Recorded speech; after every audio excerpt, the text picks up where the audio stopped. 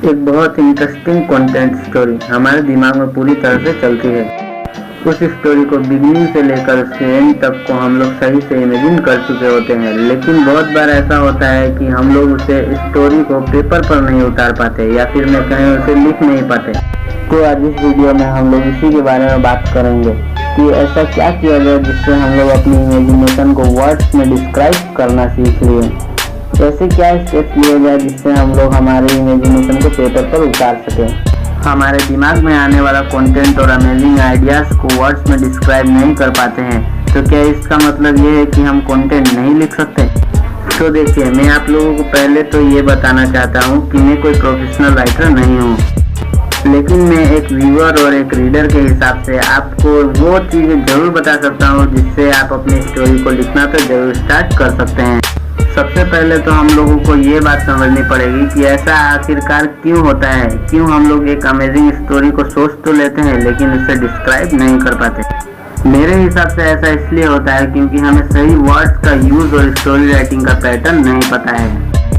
अब यहाँ पर पैटर्न से मेरा मतलब है कि एक स्टोरी को लिखना कैसे स्टार्ट किया जाता है और उसे टाइम टू टाइम डेवलप कैसे किया जाता है और इसमें सस्पेंस और कैरेक्टर डेवलपमेंट को जैसी चीज़ों को कैसे बिल्ड करते हैं। मैं आपको एक एग्जांपल के साथ बताता हूँ।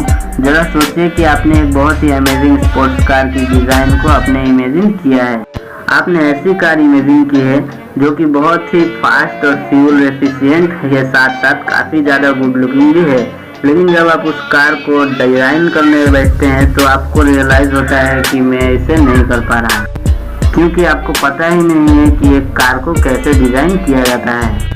और इनके जैसे काफ़ी प्रॉब्लम्स को सॉल्व करने के लिए आपको सीखना पड़ेगा, या फिर मैं बोलूँ कि आपको इन्हें करने के लिए कुछ अलग स्किल्स डेवलप करने पड़ेंगे। एक कार ड्राइवर और एक रेसिंग कार ड्राइवर में जो डिफरेंस होता है वो होता है स्किल्स का। जैसे कि एक नॉर्मल ड्राइवर को लगता है कि वो भी एक स्पोर्ट्स कार को हैंडल कर सकता है, वैसे ही एक एनिमे या मूवी को देखकर हमें लगता है कि हम भी खुद की स्टोरी लिख सकते हैं, जो कि बिल्कुल हो सकता है। मैं हमेशा कहता हूँ कि कोई भी आर्टिस्ट काफ़ी ऊपर की हाइट तक जरूर पहुंच सकता है, लेकिन ऐसा करने के लिए आपको बहुत ज़्यादा एफर्ट्स और डेडिकेशन के साथ साथ काफ़ी ज़्यादा स्किल्स भी चाहिए होती है। और इसीलिए मैं चाहता हूं कि आपको अपनी स्टोरी लिखने से पहले दूसरों की लिखी हुई स्टोरीज को पढ़ना आना चाहिए। देखिए, आप अपनी स्टोरी को इसलिए स्टेप नहीं दे पा रहे हैं क्योंकि आपको पता ही नहीं है कि पैराग्राफ्स को कैसे स्टार्ट या फिर प्लॉट्स को एक्सप्लेन करना चाहिए। तो मैं आपको सजेस्ट करूंगा कि आप कुछ नॉवेल्स को पढ़ना स्टार्ट कीजिए।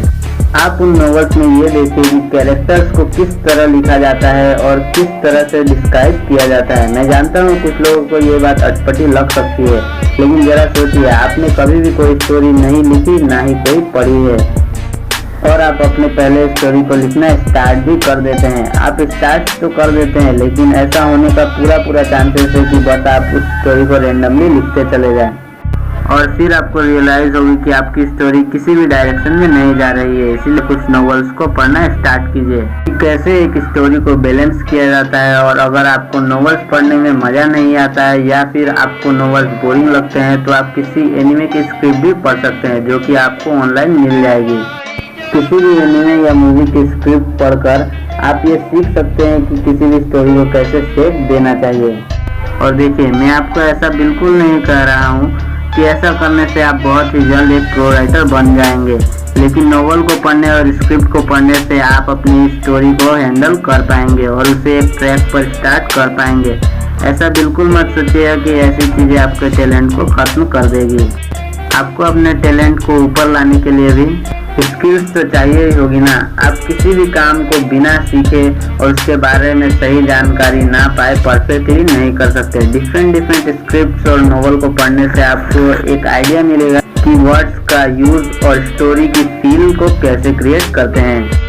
आपको हमेशा सीखते रहना होगा। आपकी स्टोरी बहुत ही यूनिक और डिफरेंट के साथ साथ बहुत ही अमेजिंग हो सकती है, लेकिन स्टोरी राइटिंग के बेस को जाने बिना आप उसे सही ढंग से लिख नहीं सकते। तो मैं आपको फिर से कहता हूँ कि मैं कोई प्रोफेशनल राइटर नहीं हूँ, लेकिन अगर आपको मेरी ये बातें थोड़ी सी भी लॉजिकल और सही लगी हो तो प्लीज़ इन पर गौर जरूर कीजिएगा। अपने स्किल्स को डेवलप कीजिए, जितना हो सके नए तरीके के स्क्रिप्ट और स्टोरीज को पढ़कर उनके पैटर्न को समझने की कोशिश कीजिए। और जब आपको लगे कि अब आप स्टोरी राइटिंग के बेस को समझने लगे हैं, तब जाकर अपनी स्टोरी पर काम स्टार्ट कीजिए। अगर आपको लगता है कि मैंने वीडियो में कुछ गलत बोल दिया है तो कमेंट्स में ज़रूर बताइएगा।